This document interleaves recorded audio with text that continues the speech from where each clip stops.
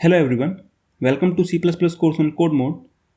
आज हम अपने डेटा स्ट्रक्चर को स्टार्ट करने वाले हैं और डेटा स्ट्रक्चर के अंदर जो हमारा सबसे पहला टॉपिक होने वाला है वो होने वाला है एरे।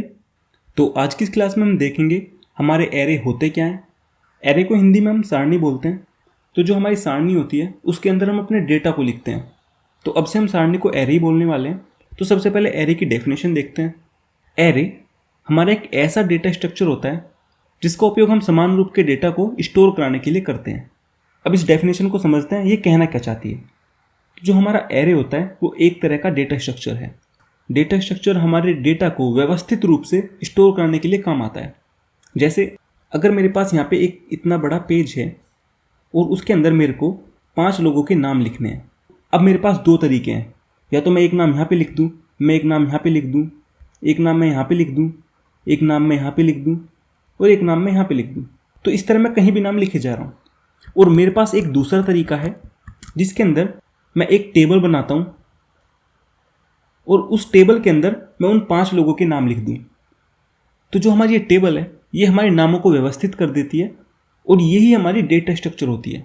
तो जैसे हम अपने प्रोग्राम के अंदर वेरिएबल को डिक्लेयर करते हैं तो वो वेरिएबल हमारी मेमोरी के अंदर कहीं भी स्टोर हो जाता है।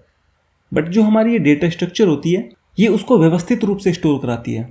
तो जो मैंने यहाँ पे पहले बताया था आपको, अगर मैं अपने पेज पे नाम कहीं पे भी लिख दूँ तो वो इस तरह था जैसे हम अपने वेरिएबल को डिक्लेयर करते हैं, अपने वेरिएबल के अंदर वैल्यूज डालते हैं। और अगर मैं उनको टेबल के अंदर कर दूँ तो वो उस तरह से जैसे हमारी डेटा स्ट्रक्चर होती है। तो डेटा स्ट्रक्चर से तो मतलब हमारा ये हुआ। तो जो हमारी सबसे पहली लाइन थी वो थी एरे हमारा एक तरह का डेटा स्ट्रक्चर होता है जिसका उपयोग हम समान रूप के डेटा को स्टोर कराने के लिए करते हैं। तो समान रूप का डेटा क्या होगा?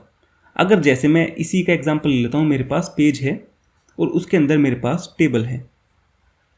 अब इस टेबल के अंदर केवल समान रूप के डेटा आ सकते हैं। मतलब अगर मैं नाम लिखूंगा तो उसके अंदर केवल नाम आएंगे।